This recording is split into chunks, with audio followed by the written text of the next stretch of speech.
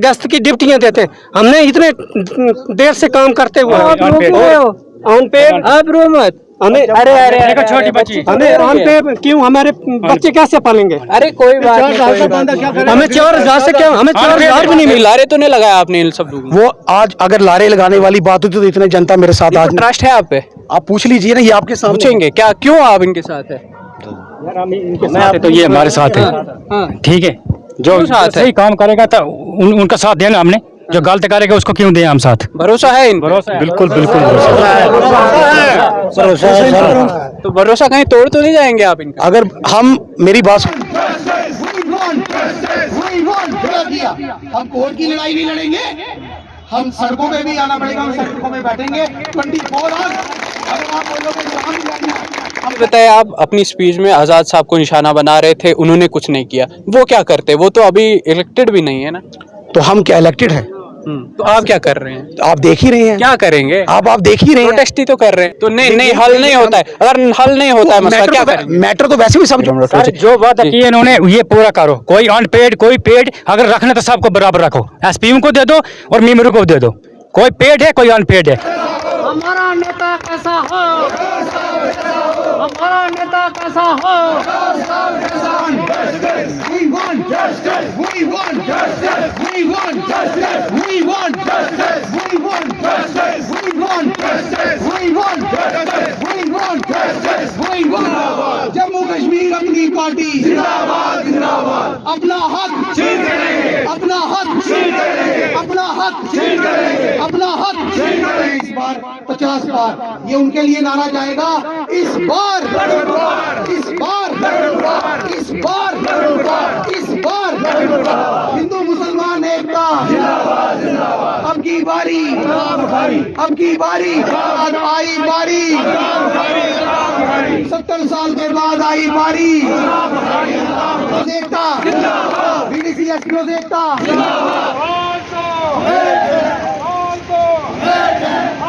भाई आ गया, शेरे बबर आ गया, आ गया भाई आ गया, शेरे बबर आ गया, आ गया भाई आ गया, शेरे बबर आ गया, शेरे बबर आ गया।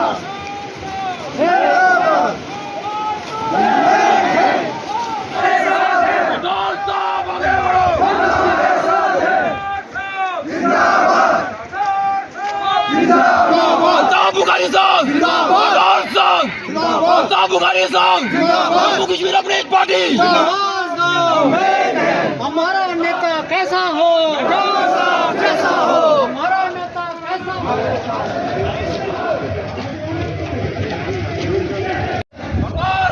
आगे बढ़ो, जम्मू कश्मीर अपनी पार्टी, अल्ताफ बुखारी साहब, अल्ताफ बुखारी साहब, जम्मू कश्मीर अपनी पार्टी जिंदाबाद, गद्दार साहब जिंदाबाद, गद्दार साहब आगे बढ़ो, हम तुम्हारे साथ हैं, गद्दार साहब आगे बढ़ो, हम तुम्हारे साथ हैं, गद्दार साहब आगे बढ़ो, हम तुम्हारे साथ हैं। शेरे बबर आ गया, आ गया भाई आ गया, शेरे बबर आ गया, आ गया भाई आ गया, शेरे बबर आ गया, आ गया भाई आ गया, शेरे बबर आ गया। प्यार से बात करते हैं, मैं फिर से चेतावनी दे रहा हूँ, हम प्यार से बात कर रहे हैं। देख लो हमारा बैट, हमारा सिंबल भी बैट है। ये बैट खेलने के भी काम आता है और जो काम नहीं करता तो चलता भी बड़े तरीके से है। बोल रहा हूँ इसी तरीके से सुधर जाओ, हमें हमारे लीगल राइट की बात करने दो। अस्सलाम वालेकुम, आदाब नाजरीन, आप देख रहे हैं द चनाब टाइम्स और मैं हूं आपके साथ अबरार। इस वक्त एडिशनल डिस्ट्रिक्ट भदरवा में मौजूद हूं और मेरे इर्द गिर्द देख सकते हैं आप सैकड़ों की तादाद में ये लोग यहाँ पर पहुंचे हुए हैं और प्रोटेस्ट दर्ज करने पहुंचे हैं। और मैं आपको बता दूं ये वही लोग हैं वीडीसीज जिन्हें कहते थे और गाँव में जो है वो रक्षा करते थे लोगों की, और अब इस वक्त सड़कों पर है। इन्हीं से जानेंगे क्यों सड़कों पर है। मेरे साथ एडवोकेट विक्रम राठौर जी है जो इनके शाना बशाना खड़े हैं। काफ़ी टाइम से हम देख रहे हैं कि इनके साथ चल रहे हैं, इनकी एक वॉइस बन रहे हैं। आज इन्हीं से जानेंगे कि क्या कुछ आज था, क्यों ये प्रोटेस्ट यहाँ पर रखा गया था, क्या हल निकलेगा प्रोटेस्ट करने से। राठौर साहब, सबसे पहले ये बता दीजिए कि ये जो आज प्रोटेस्ट रखा था, इतना बड़ा इतना स्ट्रॉन्ग प्रोटेस्ट हम इसे कह सकते हैं, कि क्यों रखा गया था और क्या लगता है ये जो मसले मसाइल है इनसे ये ठीक हो जाएगा? देखिए, सबसे पहले अबरार जी मैं बड़ा आपका शुक्रगुजार करता हूं और मैं अपने तमाम मेरे वीडीसी एसपीओज वीडीसी मेंबर्स और तमाम लोग जो यहां पर आज आए हैं इन सब का दिल से शुक्रिया अदा करता हूं। देखिए, इंसान सड़क पे तब निकलता है जब बड़ी मजबूरी हो, लेकिन आज की जो एलजी एडमिनिस्ट्रेशन है ये समझती है कि इनको जो भी फरमान सेंटर से आएगा, चाहे वो लीगल है या इलीगल है, वो हम सिर्फ ठोपने की बात करेंगे। लेकिन वो आज ऐसी चीज़ नहीं होगी, क्योंकि मैंने आज तक देखा है कि जब भी डोडा की, चाहे भदरवा की, चाहे किश्तवाड़ की जो रिप्रेजेंटेशन हुई है वो प्रॉपर विधानसभा में नहीं हुई है। क्योंकि जो भी फरमान आता है, जैसे आज आप ले लीजिए 2022 की पॉलिसी, वो पॉलिसी देखो, हमेशा मैं थोड़ा कानूनी इनको एजुकेट करना चाहता हूँ कि जब भी कोई पॉलिसी फॉर्मुलेट होती है वो पॉलिसी सोसाइटी के बेनिफिट के लिए होती है। ऐसी पॉलिसी जो सोसाइटी के बेनिफिट में ना हो, जो against the provisions of constitution हो, जो against the provision of statutory कोई लॉ हो, तो उसको नल एंड वाइड डिक्लेयर किया जाता है। लेकिन दुख की बात यह है कि वो पावर किसके पास है? वो पावर है प्रशासन के पास, जो एडमिनिस्ट्रेशन है। अब देखिए, ऐसी चीज़, ऐसी पॉलिसी लाना जिसे आप, मेरे हिसाब से ना मेरे वीडीसी मेंबर्स के लिए ये अच्छा है, ना मेरे वीडीसी एसपीओस के लिए अच्छा है।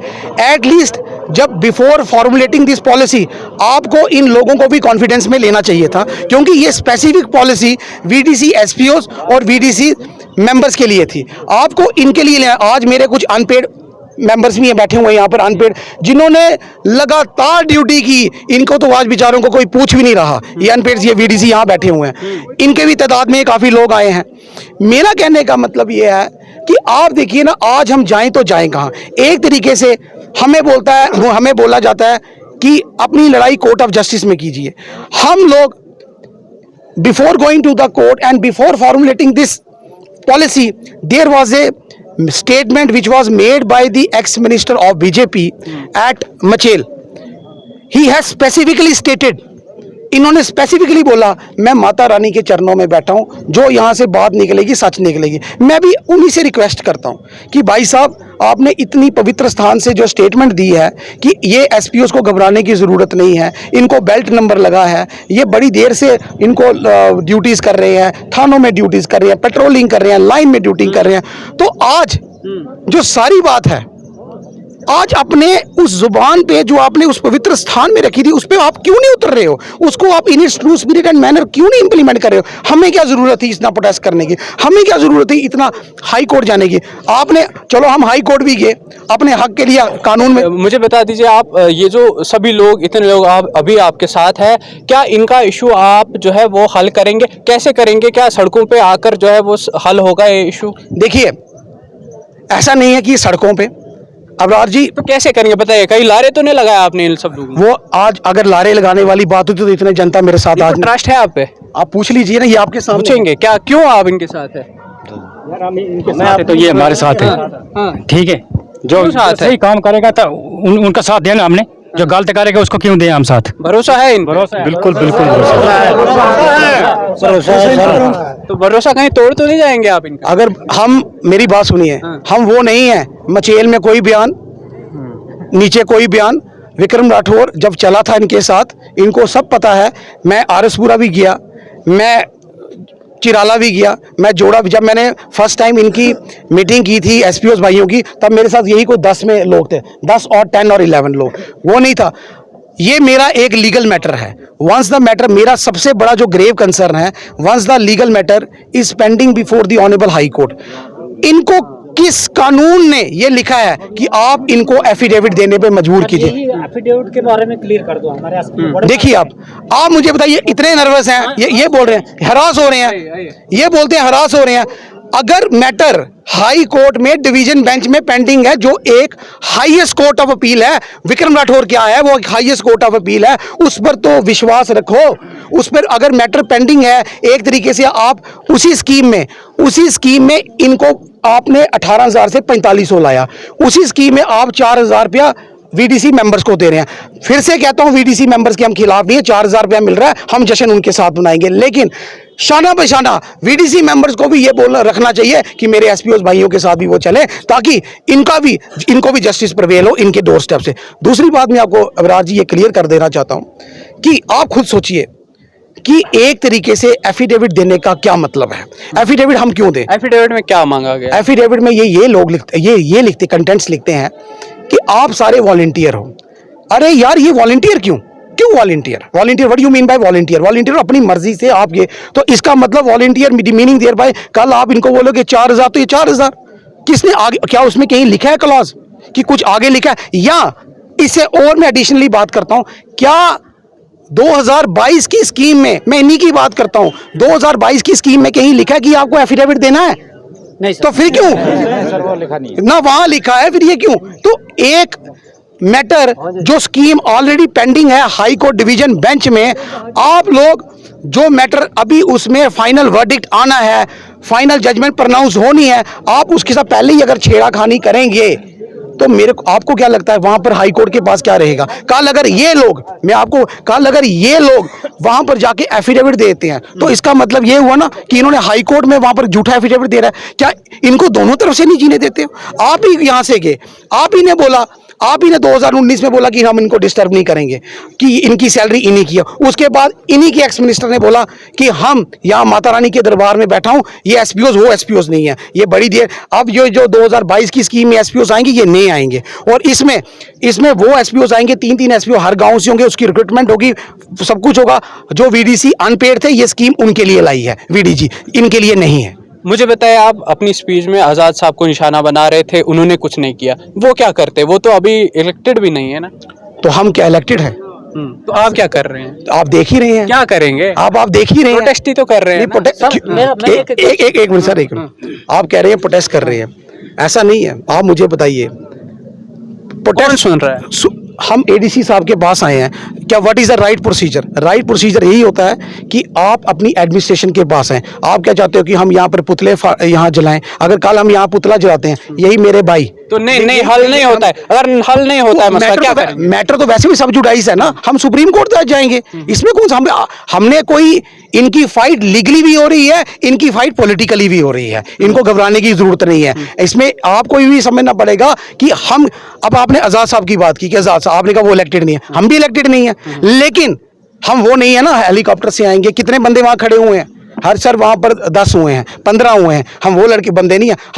हम ये कहते, जब विक्रम राठौर एसपीओ वीडीसी के साथ चला था, ये 2-3 बंदे थे, आज आपने खुद ही दे दिया, मुझे बोलने की जरूरत नहीं है। ये इन लोगों की वो है मर्जी, लोगों की चलेगी, नेता लोग बनाते हैं, ये लोग भूल चुके हैं वो सीढ़ियां जो इन लोगों ने साथ होकर इन 25 एमएलए को चढ़ाई, लेकिन ये भूल गए कि उसी सीढ़ियों से नीचे भी आना होता है और इनसे दोबारा मुलाकात होगी, वो ये लोग भूल चुके हैं। तो इसलिए कथन और करनी में फर्क होता है अबरार जी। तो हमारा तो ये है ना कि हम हाई कोर्ट में तो कर ही रहे हैं इनके साथ फाइट, उसमें कोई प्रॉब्लम नहीं है। लेकिन आप देखिए, ये क्वेश्चन जो आपने मुझसे पूछा, एक क्वेश्चन प्रशासन से भी पूछना चाहिए। अल्ताफ बुखारी जी ने तो एक ट्वीट भी नहीं आज तक किया वीडीसी के बारे में। क्यों, क्या बात करते हैं जी आप? परसों आप ये हमारे पार्टी ऑफिस में आए थे, वहां पर हमने इनके साथ शाना बसाना, आप हमारा पार्टी पे ही देख लीजिए, इनके साथ रेगुलरली, जब अल्ताफ बुखारी का legal adviser, legal cell provincial president इनके साथ है, तो क्या I am the part of the Apni party?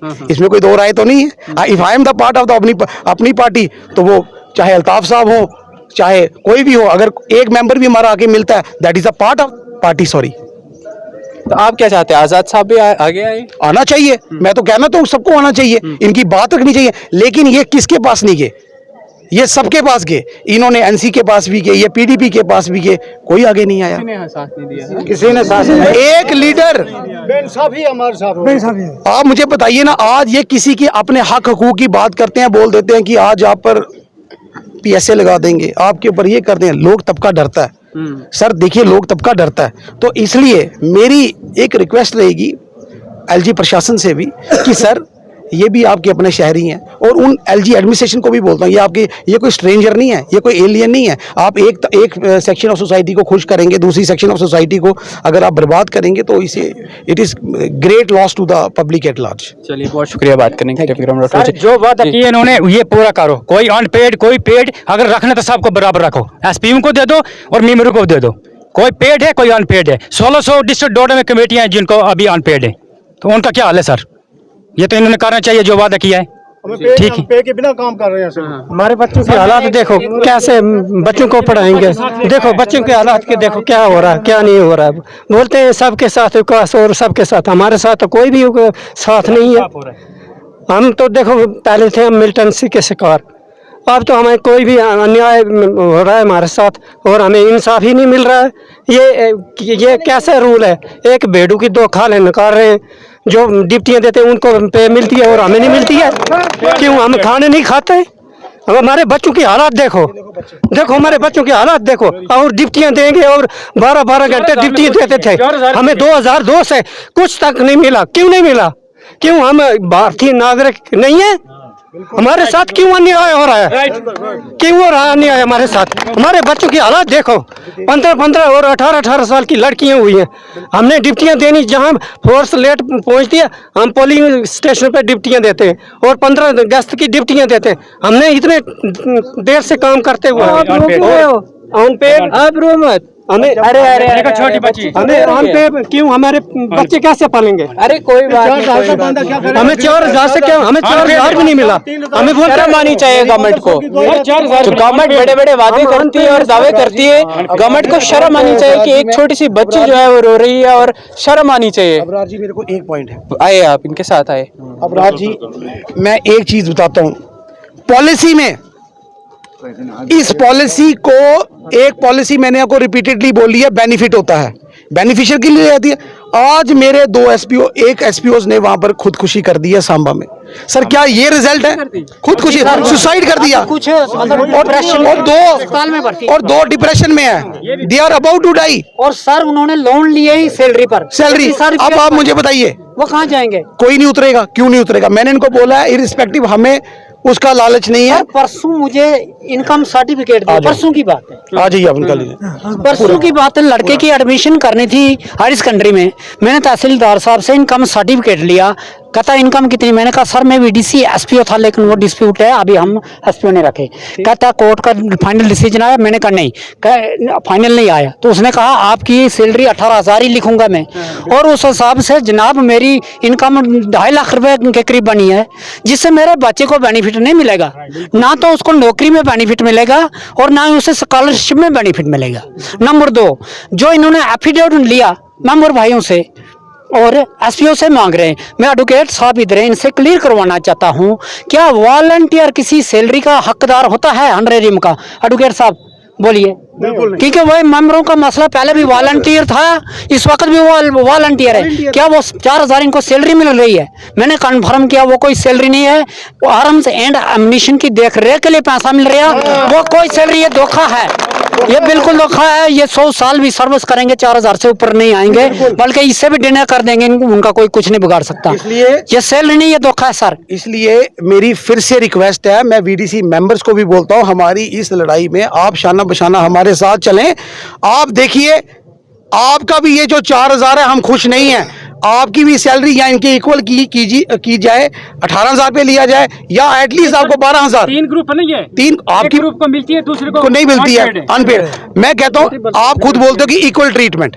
Equal treatment का मतलब है कि आपको बोथ सेक्शन ऑफ सोसाइटीज के लोगों को इक्वल लेकर चलना है, पैरेलल लेकर चलना, ना कि दुश्मन। ये तो दुश्मनी चला रहे हैं। तो इसीलिए के साथ मैं आपको फिर से कहता हूं कि ये जो गूंगी बहरी सरकार है, प्लीज हमारे जो मसाइल हैं इनको हल करने की तरफ थोड़ी अपनी रुचि रखिए। Thank you. बहुत शुक्रिया।